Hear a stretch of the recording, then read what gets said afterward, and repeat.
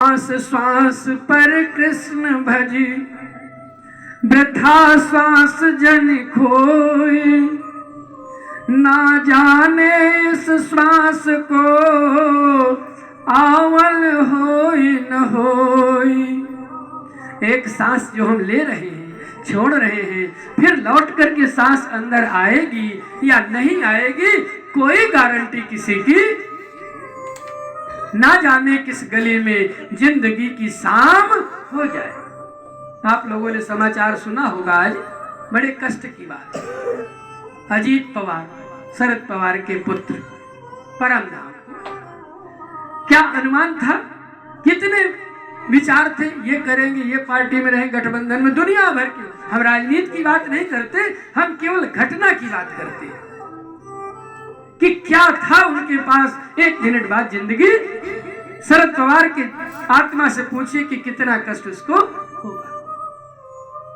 तो यही कहते हैं, श्वास श्वास पर कृष्ण भजी, वृथा श्वास जन खोए। ना जाने इस श्वास का आमन होए न होए। प्रत्यक्ष उदाहरण आज का। इसलिए हम सब गृहस्थ हैं, हमको आपको धर्म निर्माण करना है, इससे भागना नहीं, लेकिन सारे कर्म कर्तव्यों को करते हुए मन को भगवान में लगाए रखना चाहिए। कर से कर्म करहु विधि नाना, और मन राखहु जह कृपा निधाना। मन तो आदमी को वहां रखना चाहिए जहां परमात्मा के चरणों में। अब बड़ी विचित्र बात, मन किसी के बस में है नहीं। जो चीज हमारे बस में नहीं, हम उसको कैसे किसी को दे सकते हैं। जैसे पंडित जी पूजा कराते हैं आपके पास, रोज जल चढ़वाएंगे, दूध चढ़वाएंगे, पंचामृत चढ़वाएंगे, दूध दही शहद सब स्नान करवाते हैं। वो चीजें आपके पास रहती हैं और आप उनको चढ़ाते हो, माला चढ़ाते हो, रोड़ी हल्दी चंदन माला फूल धप दीप, ये चीजें आप रखते हो, सो भगवान को चढ़ाते हो। पंडित जी कहते होंगे दक्षिणा भी चढ़ाओ, तो वो भी आप चढ़ाते होंगे। और अगर पंडित जी आपसे कह दे अपना मन चढ़ाओ, तो आप यही कहोगे मन तो महाराज मेरे बस में है नहीं, तो मैं कैसे चढ़ाऊं। तो मन तो आदमी कैसे लगाए भगवान के चरणों में।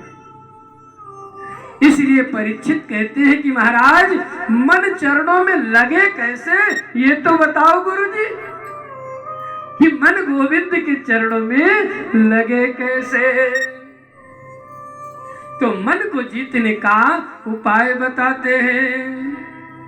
जितासनो, मन को जीतने के पहले आसन जीतना पड़ता है। आसन जीतना मतलब एक आसन बैठ करके भगवान का ध्यान करना।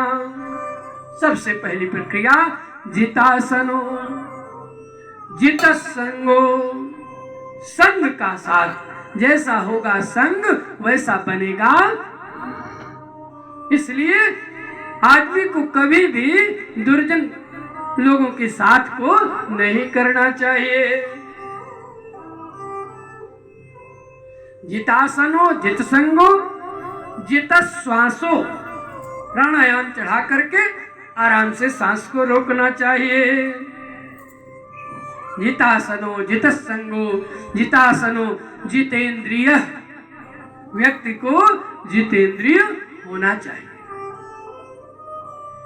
इंद्रियां वो ग्रहण करें जो हम चाहें, हम वो न ग्रहण करें जो इंद्रियां चाहें, अन्यथा इंद्रियां तो हमको ले जा करके गर्त में गिरा देंगी। विषय रस शरीर को बहुत प्रिय है तो विषयों में डूब जाएगा।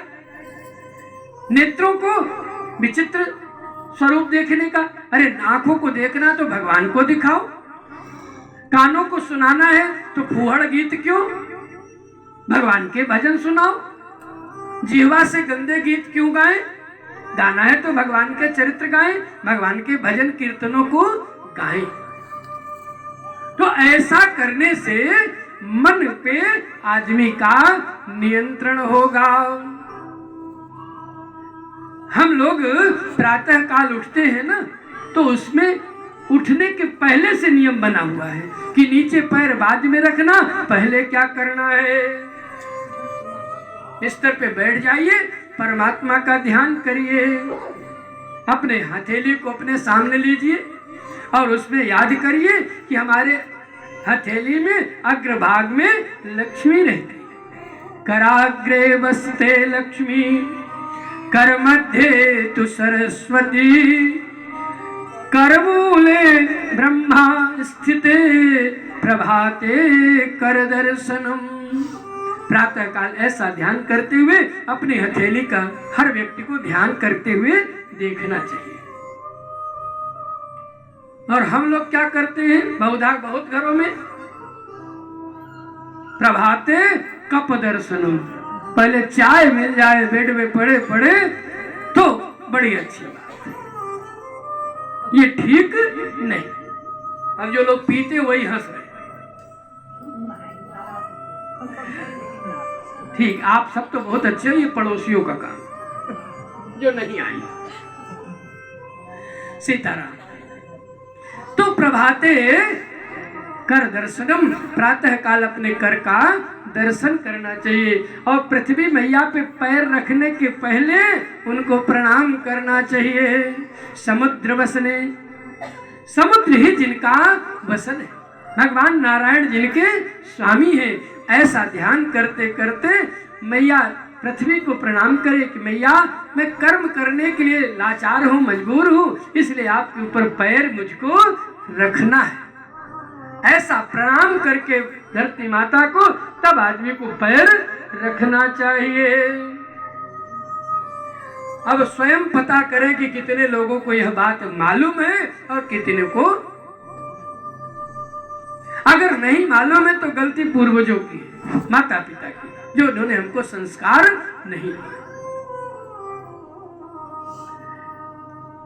महाभारत में कथा आती है, एक विदुषी महिला थी जिसका नाम था मदालसा। मदालसा रानी थी, उसके जो पुत्र होते वो ऐसी बढ़िया लोरी सुनाती वेदांत के भाषा के, उसके सारे पुत्र बैरागी हो जाते। राजा ने कहा देवी जब सब चले जाएंगे तो राज कौन संभालेगा। अंतिम पुत्र हुए अलर्क महाराज। मदालसा ने कहा चलो इसको मैं अभी बाबा नहीं बनाती। एक ताबीज बनाया और ताबीज बना के उसके गले में बांध दिया और कह दिया कि जीवन में यदि कभी कोई समस्या आवे तो इस ताबीज को खोल करके देख लेना।